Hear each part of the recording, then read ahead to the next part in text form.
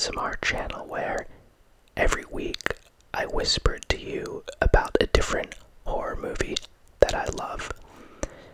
As you probably know, we are full on in the month of December, and as such, this entire month is themed around Christmas movies, Christmas horror movies, of course, which there are a lot more great ones than you think. Although the one we're talking about today, I feel, is everyone's go-to Christmas horror movie. I think when you mention the hybrid term Christmas horror, this is the first one that comes to most people's minds. And that, of course, is 1984's Gremlins, directed by Joe Dante, written by Christopher Columbus, who of course would go on to helm a couple more genre hybrids that have to do with Christmas with the Home Alone films. Not horror movies per se, but I would say those movies are a blend of family drama comedy and home invasion comedy. Maybe that's too many subgenres, I don't know, but Gremlins is very much a comedy horror Christmas movie. Although when I was younger, I don't know if I quite picked up on all the genre blending, which we'll get to in just a little bit. A couple of housekeeping things before we continue. First off, I know my uniform has changed. I am not rocking the denim jacket today, the Canadian tuxedo. Although I'm actually wearing track pants right now. Most of the time when I film these, my pants do not match my jacket, so a little insider baseball for you. So I guess it's never a true Canadian tuxedo. I'm never a true denim Dan on this ASMR channel. It's usually denim jacket, shirt, mismatched pants. I record these late at night, so I'm wearing comfy pants. But for the rest of the holiday season, the rest of the Christmas season, I've got to do the sweaters, right? I've got to wear the Christmas sweaters. This is as close to an ugly Christmas sweater as I have. But I think I'm just going to do sweaters for the rest of the month until the jean jacket can make its triumphant return once we're out of the holiday season. So, just thought I'd switch things up a bit. Funnily enough, I actually bought my brother-in-law, he actually got me these Gremlins you see behind me, and I got him an ugly Gremlins Christmas sweater last year that hopefully he's wearing this season. I just saw him a little while ago. I should have asked him.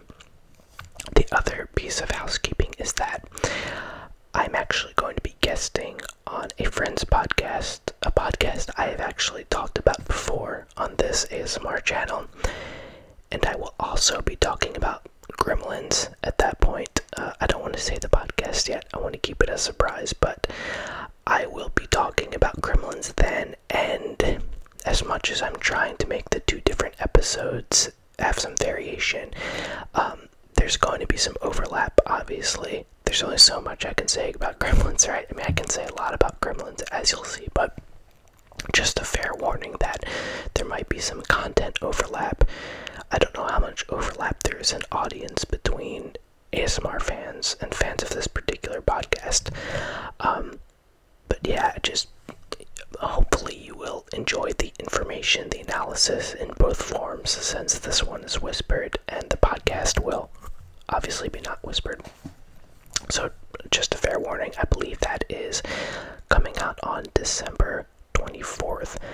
I say check them both out. You're obviously watching this now, and if you enjoy this, I think you would really enjoy this podcast as well. And there are other people on it, so you're getting their insights.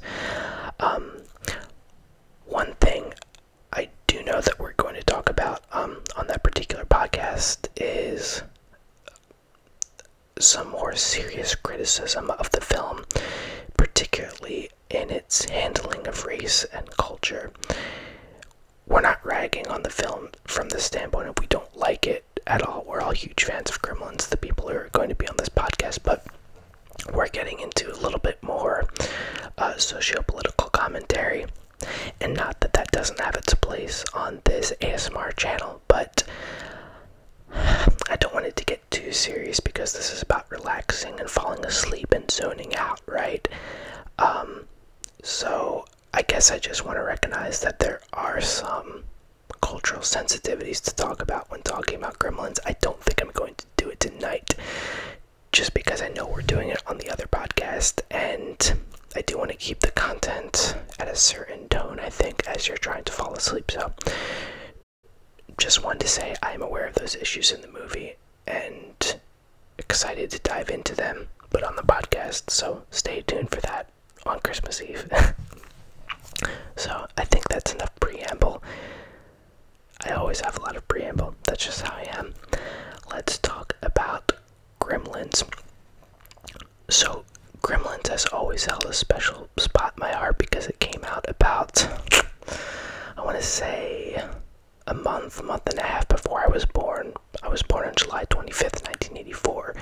I believe Gremlins came out in June 1984, which is really funny because it's become this quintessential Christmas movie, but I guess it was released with the intent of being a summer blockbuster back in the summer of 1984, and for all intents and purposes, it was a summer blockbuster. Gremlins did very well at the box office, but I feel like now it's almost always screened during the holidays.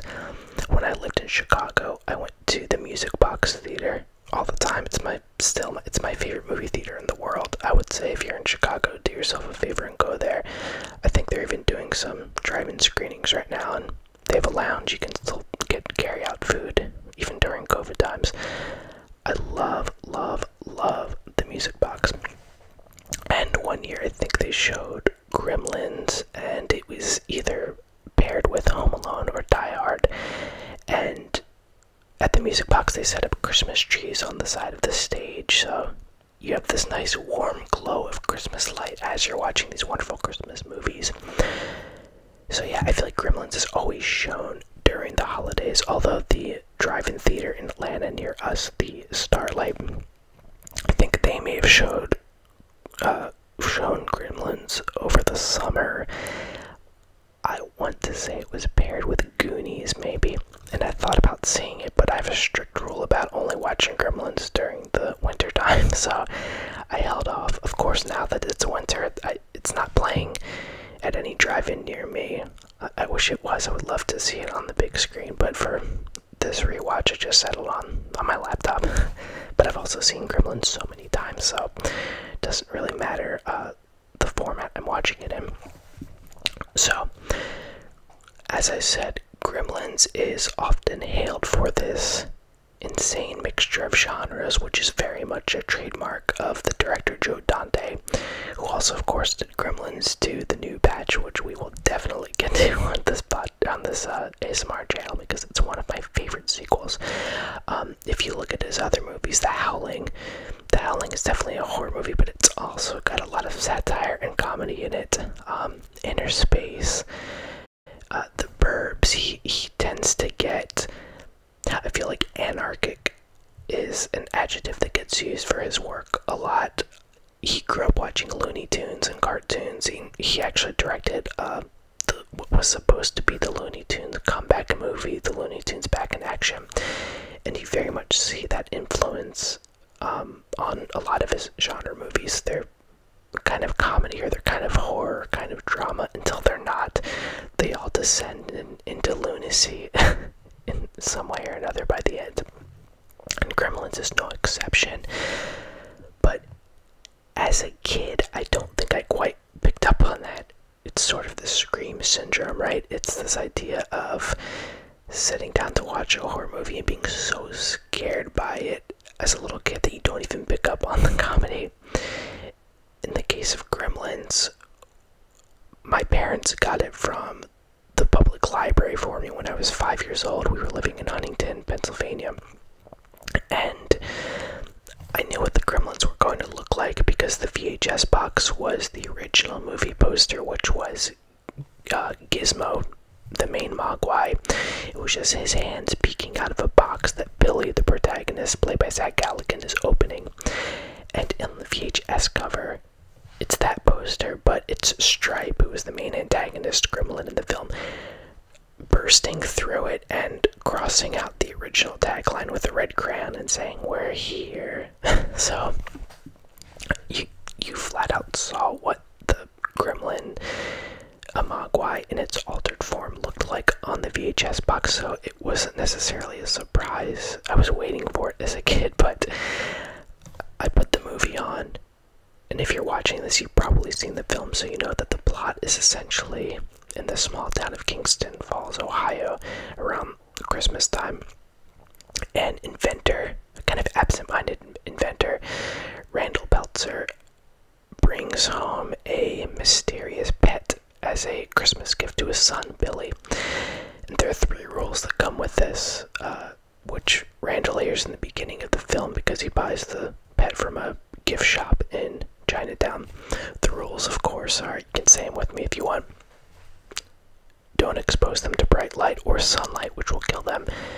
Don't get them wet. And whatever you do, do not feed the Mogwai after midnight. Which, of course, all these things happen eventually and things go horribly wrong. But anyway, so when Randall brings home Gizmo, the Mogwai, he's this very furry, lovable creature.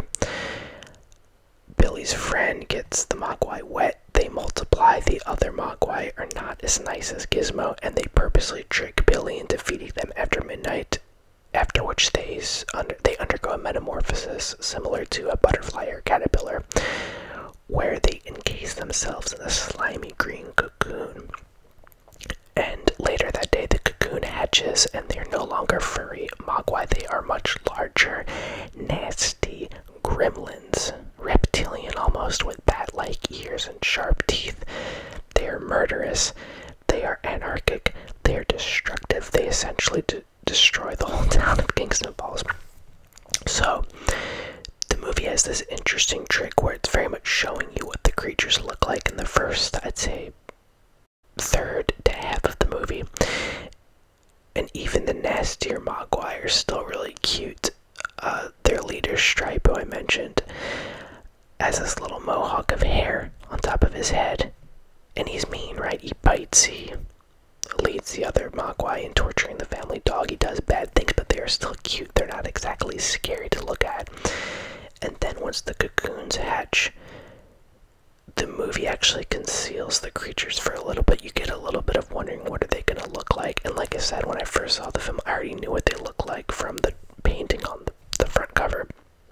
But still, it's different seeing something on a VHS box, especially if it's a painting, and then seeing it in action.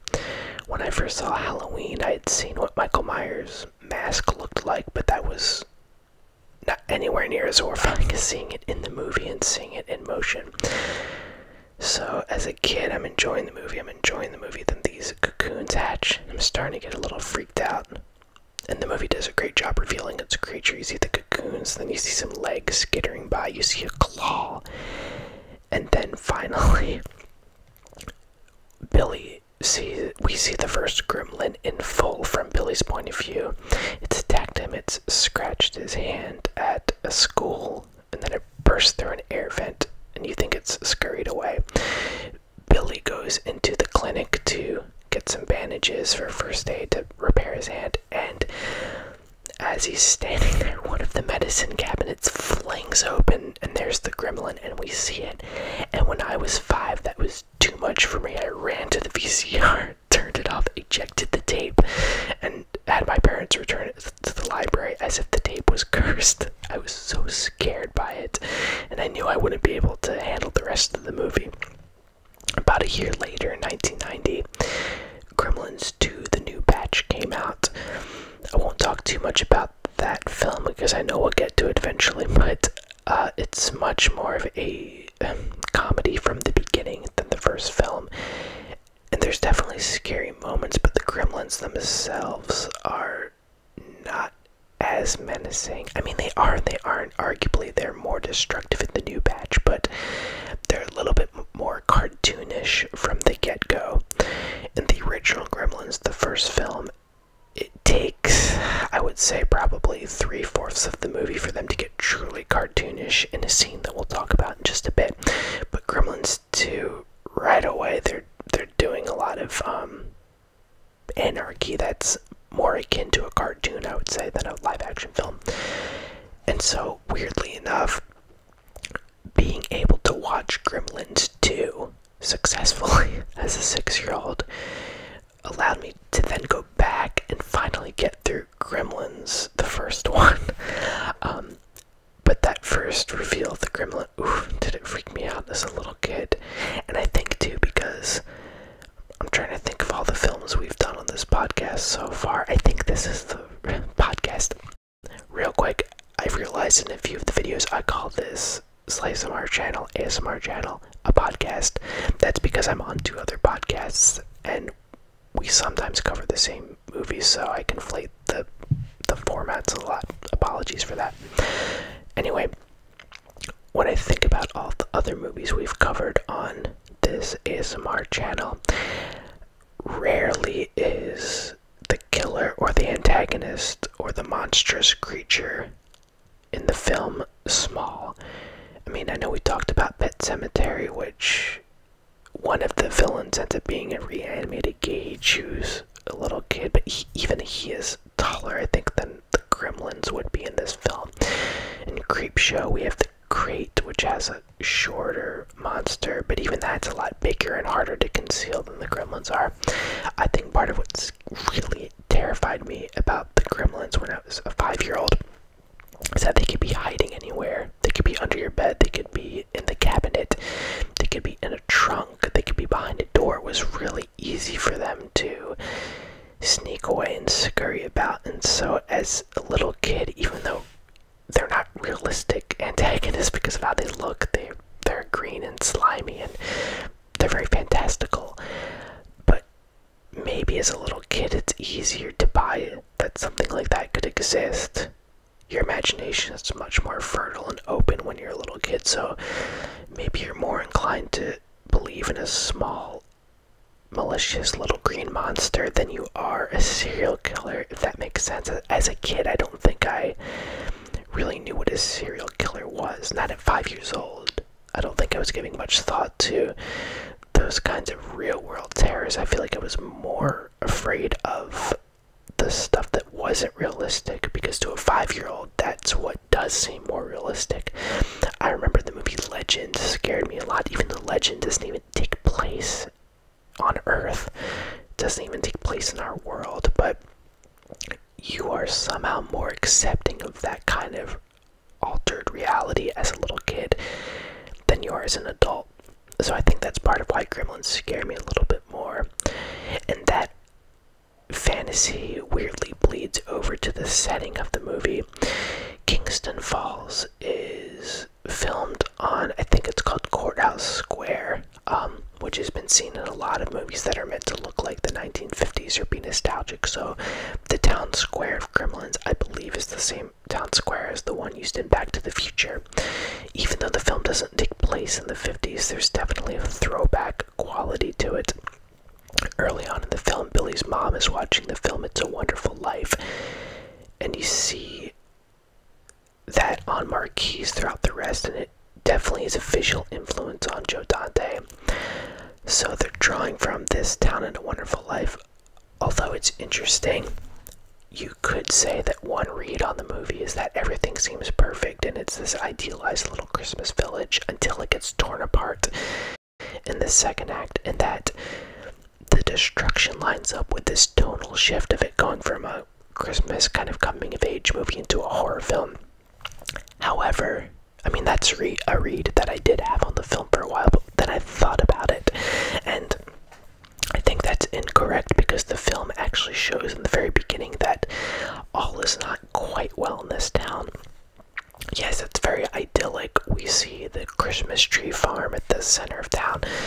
We see the bank. We see everything kind of mashed up together, although there weirdly is a Burger King that they go by several times, which always sticks out to me because it's the only piece of really prominent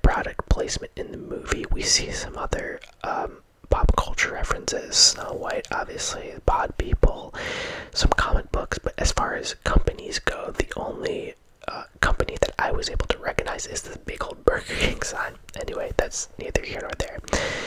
So the opening credits, they're playing Darlene Love's classic Christmas tune that appeared on the Phil Spector album.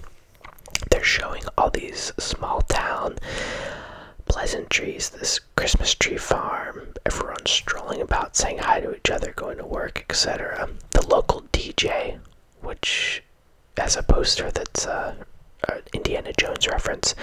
Funny piece of trivia really quick, you might know this already, but Gremlins and an Indiana Jones film, Indiana Jones and the Temple of Doom, both of which came out in this summer, they are responsible for the PG-13 rating. Before then, films were either rated G, PG, or R, or NC-17 or X.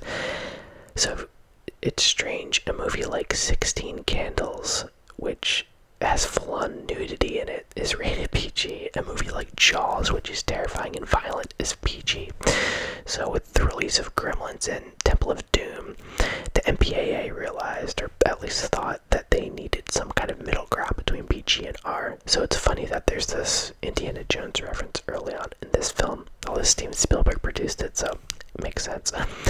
Anyway, you see all these idyllic Christmas scenes, and this seems like a very pleasant place to live.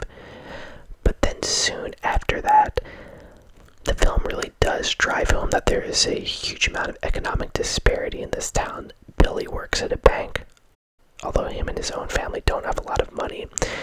In one of these first bank scenes, we see him go head-to-head with Mrs. Deagle, who is kind of the wicked witch of Kingston Falls. She is a widow of a crooked moneylender / real estate agent, so she essentially owns everybody in the town. She owns most of the properties, and they establish that pretty soon off the bat. And this is at the height of Reaganomics and a huge growing economic disparity between the middle class and the upper class. And that's within the first 10 or so minutes of the film. We learn that the local bar, Dory's, is in danger of shutting down. And so Phoebe Cates' character, Kate, she's working there for free in addition to her gig at the bank. When Billy is at home with his mom, waiting for his dad to come home, she's watching It's a Wonderful Life and crying, and she says it's because of the movie, or that she's cooking onions, but I think it's hinted at that she's actually worried about her family's own financial situation. And then hear the dad come home, and she brushes it off and tells Billy not to talk about it, and they just try to happily celebrate the holiday together. That to me feels like a real life moment that lower class families have. If I can be completely honest for a moment, I didn't grow up poor necessarily, but we definitely were lower middle class and went through some times where it was really lean, especially around the holidays, where I don't want to give the impression that I ever didn't have food or didn't have everything I needed for my family. I have very loving parents, and they made a lot of sacrifices to make sure that my sister and I got what we needed, always had what we needed growing up. But there were definitely some lean times where maybe we needed some food assistance at school, or there just wasn't a lot of savings to go around. I don't want to make it sound like I had some horrible childhood. I didn't at all, but I guess what I am saying is that interaction between Billy and his mom, and stressing out about money during the holidays and just stressing out about bills and money in general, is very familiar to me. And that subtle exchange between her, where we see them get sad but not really talk about it, and then hear the dad come home and then trying to put on a good face, that's something to me that very much hits home. And even though the movie is not necessarily realistic, that moment feels really real to me, and it does indicate to me that the film is getting at some really kind of heartbreaking real life economic disparity. I say all that because that sort of shatters the thesis that the entire time this film is showing pleasant Kingston Halls, everything's fine and dandy, until it's not, until the Gremlins come to town. And for me, the film is actually saying, no, these things were already in existence. There was already a sort of tragic underbelly to this town. Like, there isn't pretty much any American suburb, any American small town. Things are never as rosy as they seem, right? That's a big theme in a lot of Stephen King books like Salem's Lot. And then what happens is the Gremlins attack, and it just brings those things to the surface. So it's essentially making everything that was implicit explicit. At first, they're not talking about the threat of bankruptcy or destruction or whatever. It's more just all scene and tension and exchanges between the characters. And then these creatures come to town and they destroy everything. So there's the fear of losing everything, which is more unspoken and implicit. Then there's the town actually losing everything once the Gremlins attack. I mean, most of the main characters live, and Billy's house doesn't get completely destroyed, but at the end of the film, when they're showing the news footage, you're seeing fires around town, and the movie theater blows up, the town square gets decimated, people do get killed. So for me, this new read on the movie for me is that there's already some darkness in the underbelly of the town, and it all gets brought out by these little green monsters. I should say, though, I don't know if the filmmakers were necessarily leaning too far into that. I think aesthetically they're leaning into this idea that all small towns maybe have their depressing side, and by the time the Gremlins get to the last quarter of the movie, the destruction is somewhat fun. It does somewhat shift from being a horror movie. Now, once again, as a kid, I didn't pick up on that. I thought the Gremlins were scary all the way through, but there's a very pivotal scene when...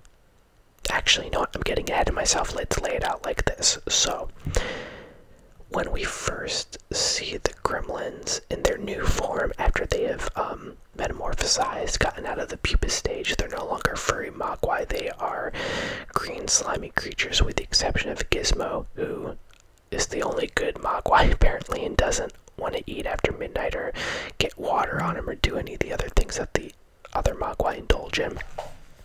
Once they transform, I talked about the scene at the high school, and right before that it's this really creepy sequence where Billy's old science teacher gets killed, and then Billy goes to check on him and he encounters the Gremlin himself.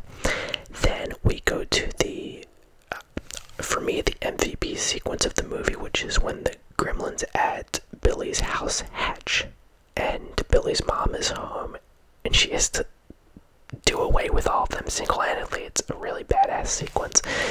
She's downstairs, she hears them scurrying around upstairs. She investigates. Then we hear the song "Do You Hear What I Hear" play on the record player, which that song chills me to this day because of this scene. So she goes downstairs, and I only noticed this recently. She goes to the record player to turn it off, and you can actually see little tiny gremlin footprints in the dust on the record player. I feel like everyone's record players are pretty dusty, so it's that idea of invading that very familiar trope or scene or image, the dusty record player, with a very unfamiliar sight with these little footprints. So she turns it off. We see a gremlin silhouetted on the wall, throws something at her, a plate I think, and then she wanders into the kitchen and sees one of the gremlins eating these delicious gingerbread cookies she made. And then she goes through the gauntlet of just killing all the gremlins, and ruthlessly doing so. She doesn't make any of the horror movie mistakes of dropping the knife or thinking that she's safe. She just kind of goes through until she kills most of them, except the fourth one, which Billy comes home in the middle of it attacking her, and she decapitates it. Then Stripe goes away. So I'm going through this whole sequence like this because at that point, Gremlins to me is still in full-on horror territory. It's kind of gone from holiday comedy drama to horror very quickly. Between the scene at the high school and the scene with Billy's mom killing these three gremlins. Then Billy follows Stripe to the local YMCA, where Stripe, of course, hops in the pool and multiplies himself so the gremlins can overrun the town. Still in full-on horror territory. The gremlins attack the Futtermans, who are Billy's next door neighbors, where the gremlin myth kind of comes from. That scene's a little funny, but I don't know. They drive into his front door with a bulldozer or a snowplow, and I think it's implied that they get killed, but then they come back for the sequel. You don't really see the Futtermans die. They don't confirm that they die, but I'd imagine when the film came out, you were supposed to think they were dead because they literally get plowed into a wall by a snowplow. It's kind of funny to see the gremlins driving the snowplow, but not that funny. Then we go into Mrs. Deagle, that wicked Witch of the West character I mentioned, and this is where it goes a little bit into comedy.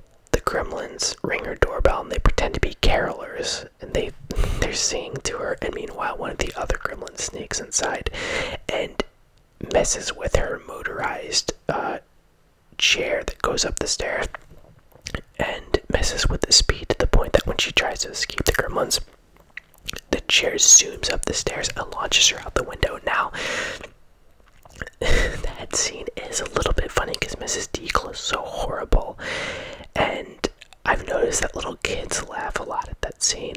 My brother-in-law, Mike, who got me these gremlins you see behind us, he showed it to our niece Jane last year, and she wanted to watch that scene over and over and over, just the chair getting zoomed out. She thought it was the funniest thing, not because she's not a sweet kid, but I think she just got a kick out of seeing this mean old lady just go out the window on repeat. So that scene's a little funny, but if you think about what the gremlins are doing, it's not that funny. Once again, they're getting major delight out of murdering an old woman who, let's face it, did have it coming, but still, it's still pretty horrific. And then right after that, you see them attacking the guy who plays Santa Claus. So for all of this, I'm still viewing this as pretty much a horror movie, not even a horror comedy.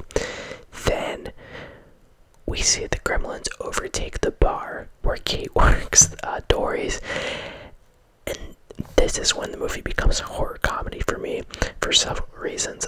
One, Kate is, for some reason, still very concerned with serving all of the gremlins. I mean, I think they kind of have her cornered, but it's pretty amusing to see her pouring beer for all these creatures.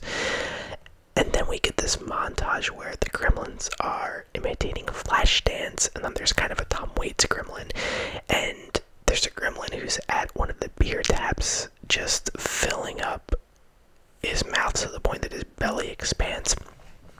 And then not long after that, all the gremlins gather at a movie theater to watch Snow White. So at this point, the gremlins are wearing different costumes, and they're quoting movies, and they're being very funny. And this is, to me, when the film becomes a full-on horror comedy.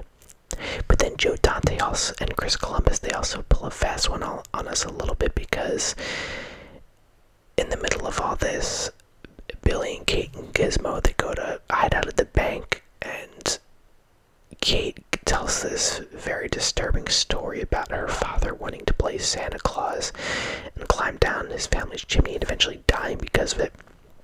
And even today, it feels like such a totally weird scene. You're not sure whether to laugh or cry at it.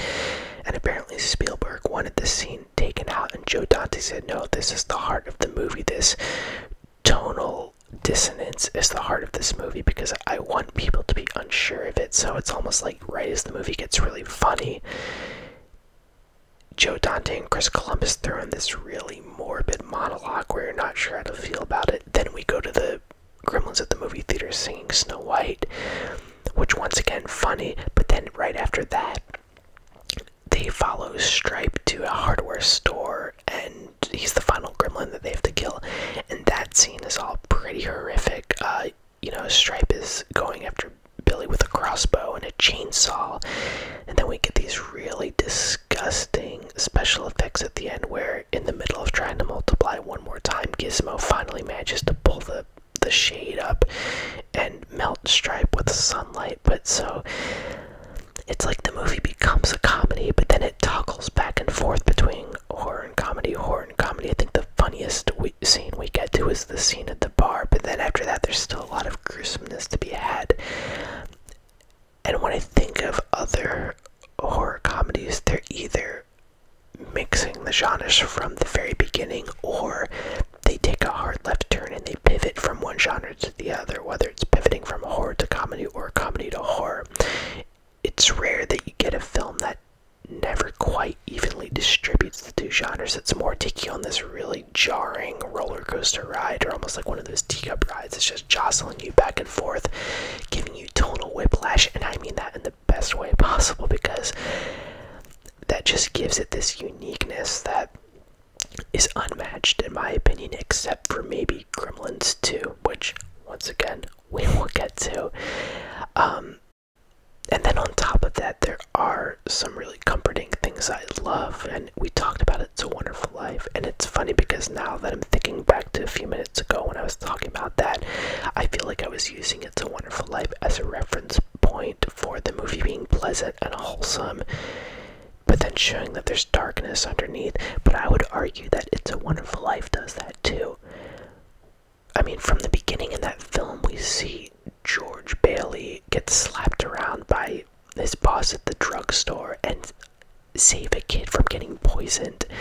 And then obviously later on in the movie, when everything goes south with the Great Depression, I mean, George Bailey's thinking about killing himself. So even It's a Wonderful Life, which I think is the visual inspiration for the wholesomeness in this movie, even that movie is not that wholesome. That has a dark side about it too. And I think for me, as I get older, that darkness is baked into the Christmas holiday a little bit. And I love Christmas. I mean, look at the hat, right? I love Christmas. I love watching all these movies and looking at the decorations. And my wife and I, we've set up our living room because we can't leave the house as much this year and see people. We've really made our living room into this really dimly lit Christmas hobbit hole is what we keep calling it. There's just a tree here and a candle here and then lights behind us, and then we've always got a Christmas movie on. I mean, I love it. There is this real comforting, warm and fuzzy aspect of Christmas for me, even in a pandemic. Even more so in a pandemic, we're really trying to make this a positive, pleasant environment to be in.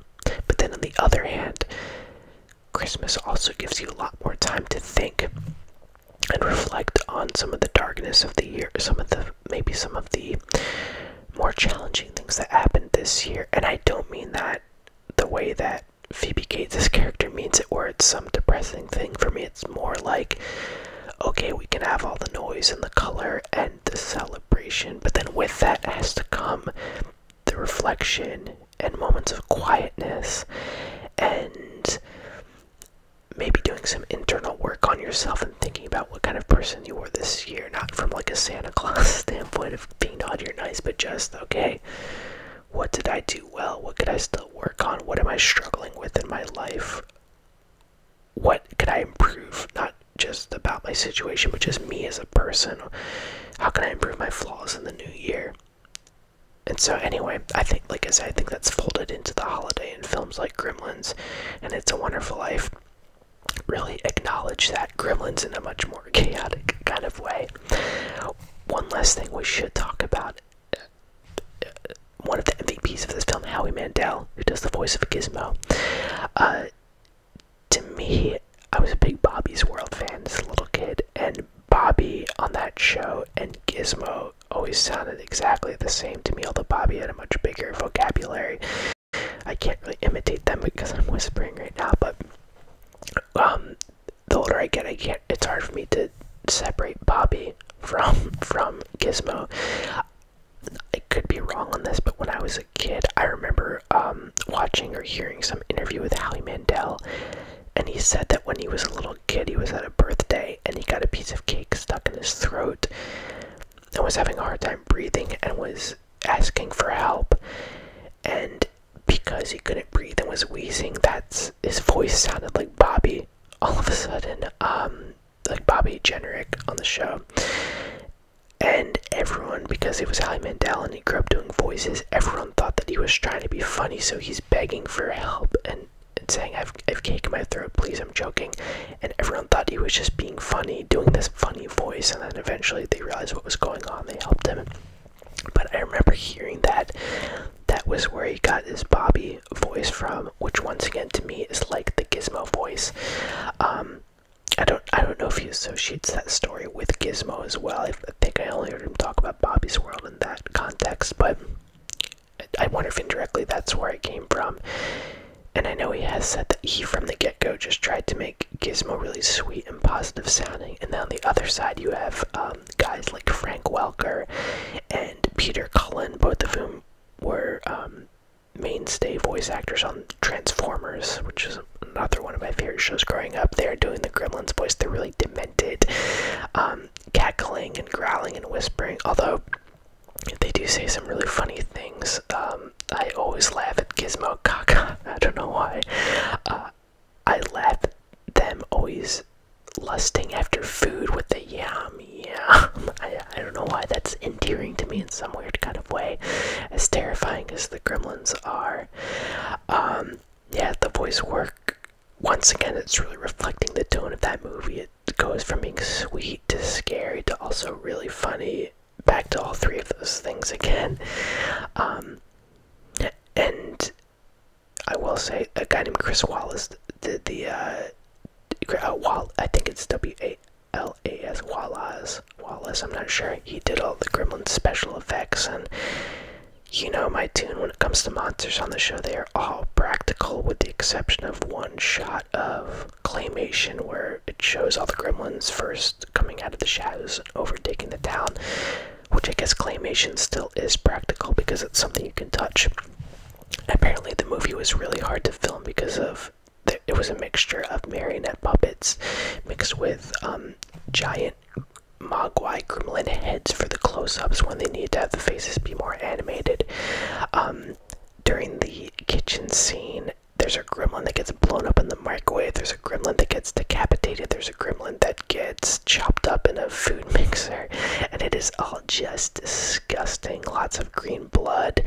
I think I read that Chris Wallace filled one of the gremlin puppets with a balloon and just let it burst full of sausage meat for the microwave scene. So I think because in that first fight scene the movie suddenly gets very gory and very violent in a way it hasn't been, it really does allow Joe Dante to just go full speed ahead with the chaos. Anyway, that's Gremlins, and it feels fitting to end Gremlins talking about sausage exploding out of a balloon, because the movie just really does revel in its anarchy, and we'll definitely get to the new batch. I don't know if we'll get to it next year or beyond that, but there's even more of that to go around in the second film. So, as always, thank you for watching this Christmas edition of SLAYsmr. As I said, what I'll do is, once my Gremlins episode with this podcast, and once again, it's a podcast we've talked about before in this show, once that is up, I think I'll go back and repost the link in the comment section here.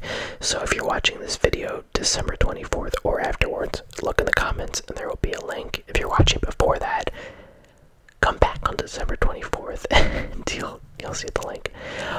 One quick plug, not related to horror necessarily, but if you're watching this on the day it comes out, Monday, December 14th, tonight I will actually be in a Christmas-themed reading online of the film Love Actually. To give you some context really quick, that theater that I mentioned, the Music Box Theater in Chicago, my favorite theater in the world, me and a bunch of friends from my old theater company days in Chicago, we did a thing called Redacted, which was a reading series where a playwright would take a film that maybe they loved growing up, but as they've gotten older, have seen the flaws in it, and they would do a reading of the film, but they would have side commentary in the stage directions read by them. So you have a lot of actors, some of them who have never seen the film in question, doing all sorts of funny things with these parts, and then you have the playwright interjecting with their thoughts about the movie, kind of like Mystery Science Theater 3000, but not quite as snarky. We did this all the time in Chicago at the Music Box Theater. Obviously, with the pandemic, Music Box is not open, so we are doing this online. Every Christmas we would always do Love Actually, and once again it's kind of a mixture of loving the film but also making fun of it. So I will be in that tonight. It's going to be on Twitch. I will put the link below, so check that. I would just recite it right now, but I don't remember the exact link. But check below for that. I want to say that is at, I think it's 7 p.m. Central, 8 p.m. Eastern. I might be wrong. I'll put all the accurate details below. So don't go off of what I'm telling you. Go off the text you see below you. I will be on it. If there are any Losers Club podcast fans watching this, Randall Colburn is one of my co-hosts on the show. He'll be in it as well. Lots of mutuals of friends. It's free. It's going to be great fun. We'll probably have a lot of tech mess-ups, as if there are little gremlins in our computers messing it up, so that should be fun to watch. Redacted is always a blast. Obviously, we wish we could do it at the Music Box, but we can't right now. Although, one positive of the pandemic is the fact that even though I'm in Atlanta, I get to do this reading with my friends who are all back in Chicago, so I mean, I wish the pandemic wasn't a thing, but the one positive side effect is that I can still participate in things like Redacted and get to see some of my old friends. Alright, I've been talking long enough. This might be the longest SLAYsmr episode. I don't know, what are we at? 45 minutes, maybe a little bit longer. Thank you so much, as always, for watching and for listening to my thoughts this time on Gremlins. If you like what you see/hear, please tell other people. The show's been growing really nicely, but I want to keep growing it. I want to hit that 100 subscribers mark. So if you're watching and you've been enjoying these videos, but you're not a subscriber, please click it. It would mean a lot to me. Or if you just want to keep watching them without subscribing, that's fine too. Either way, it really means a lot that you are tuning in every week and listening to what I have to say. Feel free to reach out in the comments or on social media. I usually respond pretty quickly. Tune in next week for yet another Christmas horror film. Which one will it be? I don't know. We've got 2 left. You'll see. I'm debating whether to do the other famous Christmas horror movie next week, or the one that's kind of a Christmas horror movie, but kind of not a horror movie, in the same vein as Addams Family Values. We'll see. I've got to make some decisions. So, until I see you next week, stay safe, stay healthy, enjoy the holidays, get some sleep, don't have any nightmares, except for the good kind. Alright, we'll see you then. Bye-bye.